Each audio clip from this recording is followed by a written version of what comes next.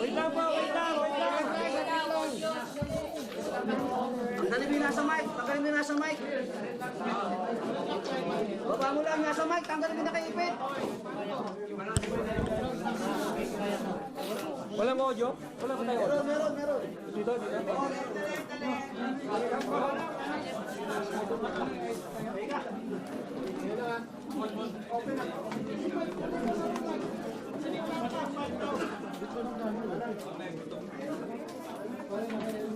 Ladies and gentlemen, good afternoon. Easy. The events that happened today, the change of leadership, was legit, was legal, because it was based on Supreme Court decision.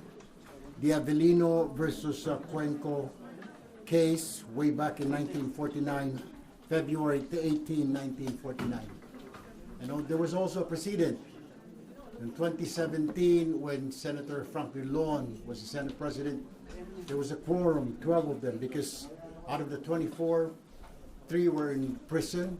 Nasa kulungan po yung tatlong senador. 5 po ang nakabakasyon, kaya 12 po ang nagkaroon po sila ng quorum. So we have a precedent. The reason why we have to do this, there's already a violation of the Constitution. 3 straight days po. They blatantly disregard the rule of law, the Constitution.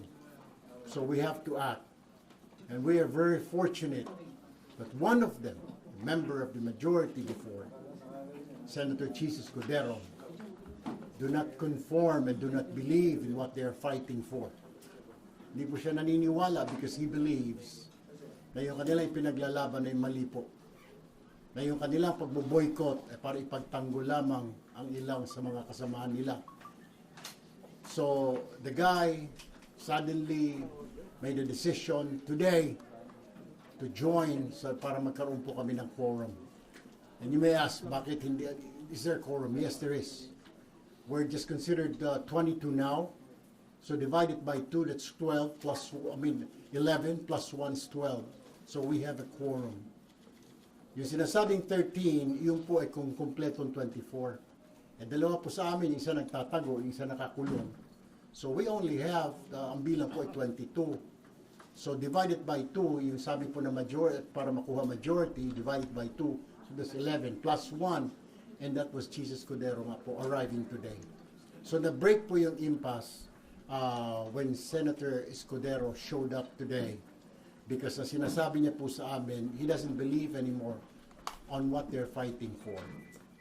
Number 2, there will be a Blue Ribbon Committee hearing on Monday.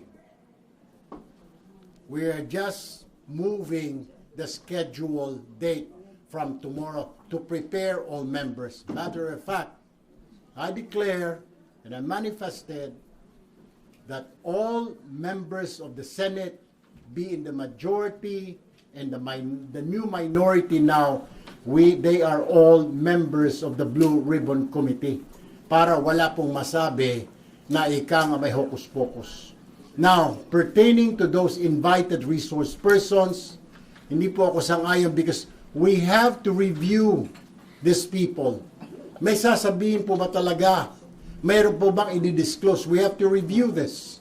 Number 2, the proper way to invite resource persons, you do not give it out to the media. You give it to the members first. Ang nangyari po kanina, yung lista na sinasabi nila invited sa Blue Ribbon, hindi po dumaan sa tamang process. It should have been given first to the members para kung may idadagdag, may papabawas doon, sabihin hindi, wala ito.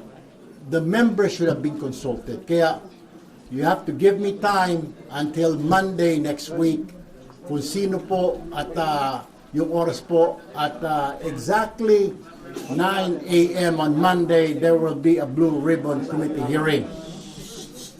Thank you. Question. Majority na po kayo, sir. Bakit po acting SP? Why not SP? Because it's 13. It's in the law. Kailangan mo 13. We don't have 13. So, but then we can elect the pro tempore because it doesn't say 13. Senate President. So, Senator Cayetano is still the Senate President. Because we don't have 13. It's against the law naman, di ba? We only have 12. So, well, he will be a virtual Senate President. All seats vacant for all the committees. Simula po sa pro tempore, we cannot touch the Senate presidency because we don't have 13. It is in the it is what the law says. You have to have 13. We don't. We only have 12. No, Senate pro tempore. Acting president, acting Senate. But he's the presiding officer from now on. So, kay hindi pumasok Senator Cayetano, it will be Senator Win who will be presiding from now on. So, just to clarify, eventually magiging Senate President, may liliban pa ba from the majority? Kung may lilipat pa, kung may mahimasmasan ngayon ng mga kasamahan nila. And I still urge, we're still open. Doon po sa mga members po ng majority, please join us. We will accept you with open arms. Let's work together for the nation, not for ourselves, not for the political parties, not for certain individuals, but for the entire country. Let's work together. We will accept you. We will embrace you. Sir, hindi ko nakakatulong nananatili pa rin Senate President ngayon si Senator Alan. Say again.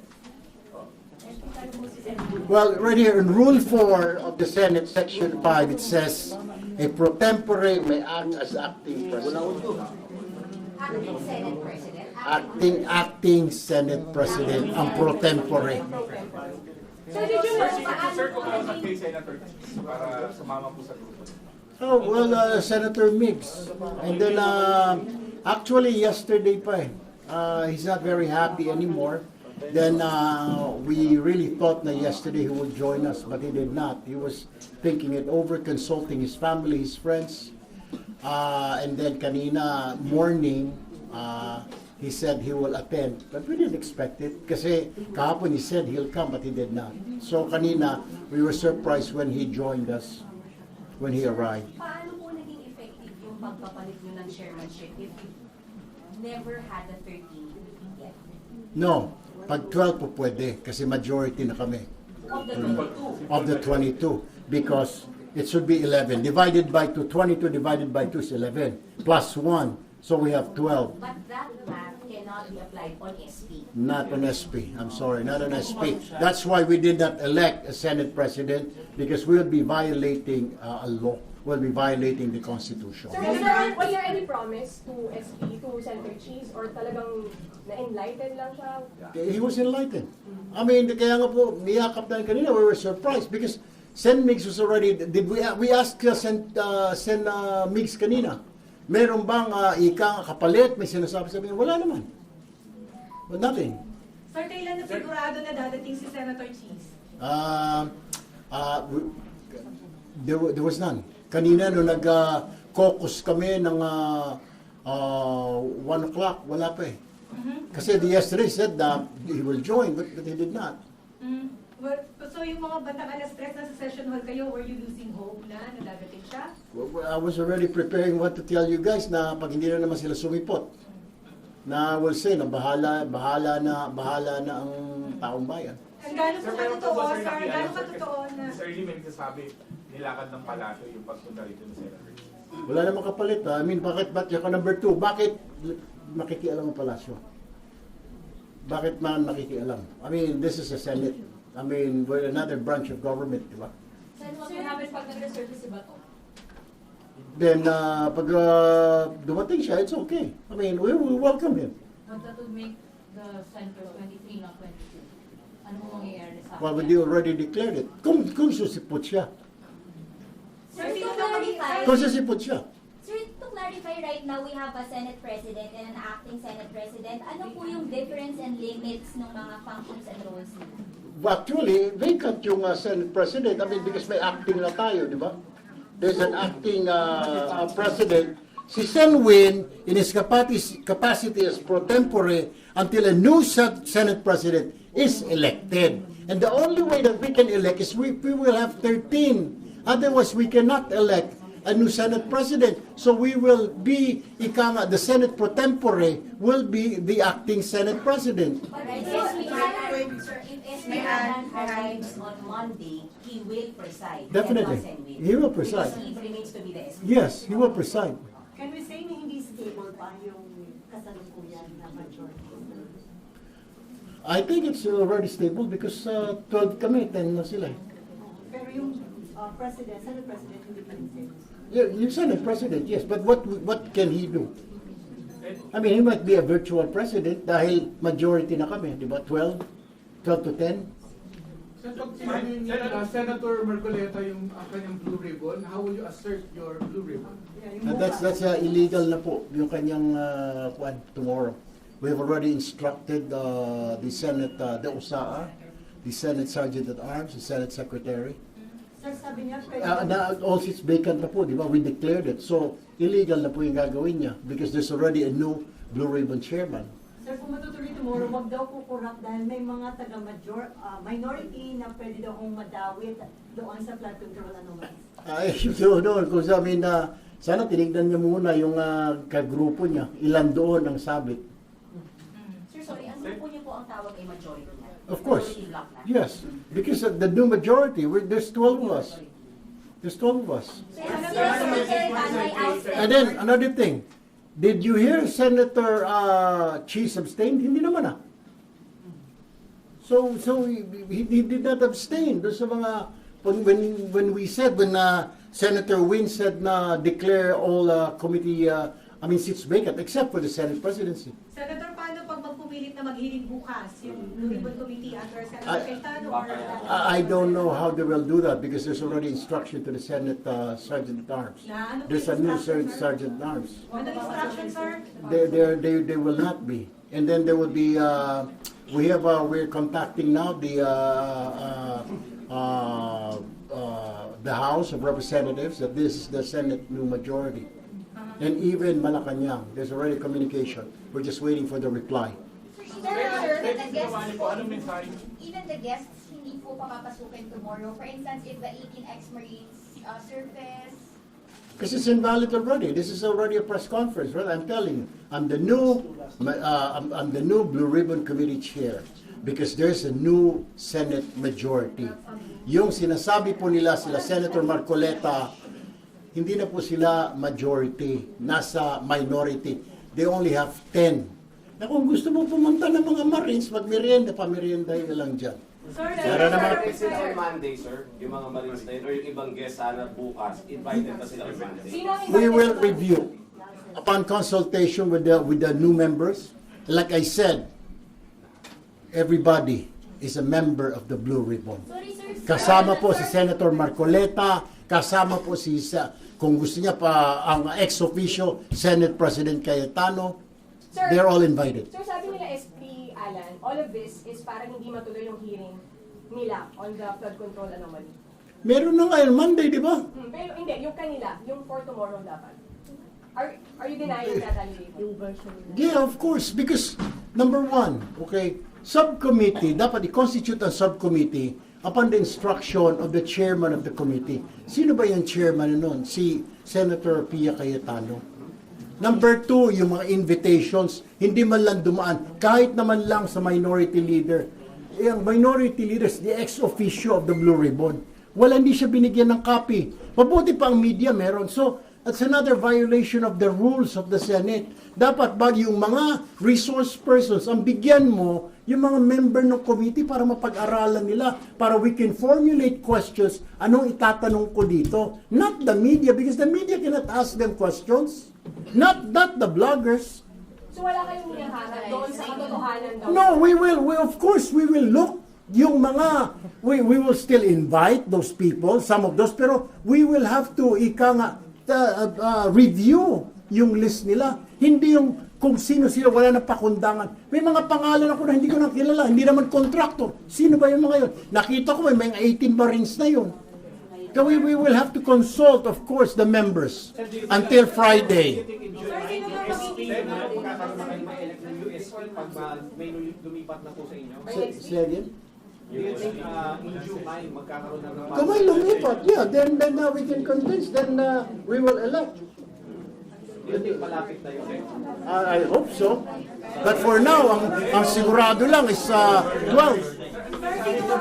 Ginawa po ninyo, anong mensahe dito kay Senator Alan Peter Quezon? Ang mensahe, ang tao pagod na po.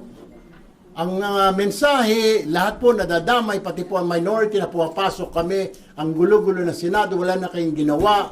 Nakakahiya din po, pinapasweldohan kami araw-araw. Pagkatapos 3 days, it's a violation of the Constitution.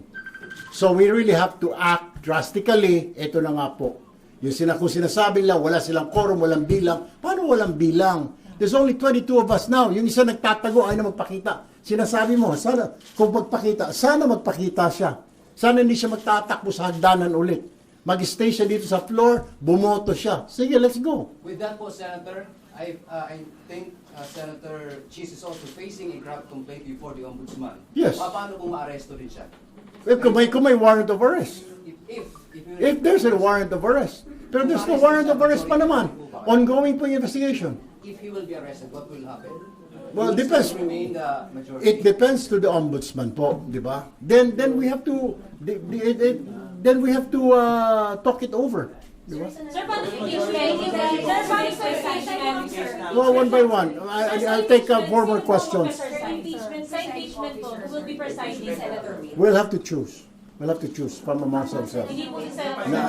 Not yet. We'll have to choose. Sir, pwede yung kahit naka-adjourn na kayo, pwede niyong i-elect ng mga kayo ang Senator. No, that will be done on July 6th. Sir, di bang still automatically siya yung presiding officer? The July 6th will still follow the July 6 schedule.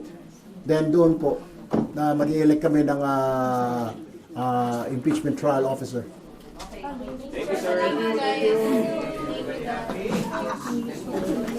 Paano nang i-address spokes ng majority kaya kayo spokes ng majority block? Yung speaker daw. Yun ang sabi nila. You're the official leader, you're the spokes of majority. Wag tumayo!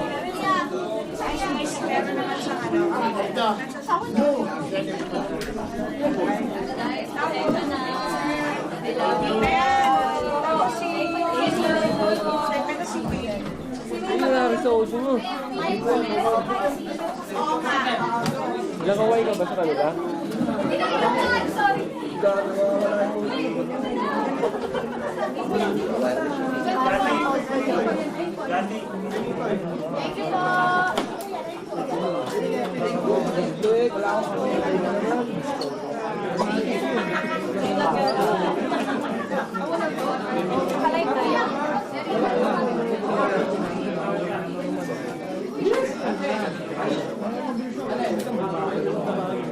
Dati may budget lang. Luwang-luwang lang. Di may budget.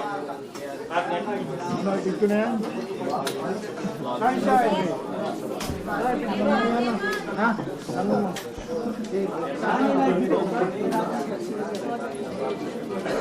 Wala, smart. Wala.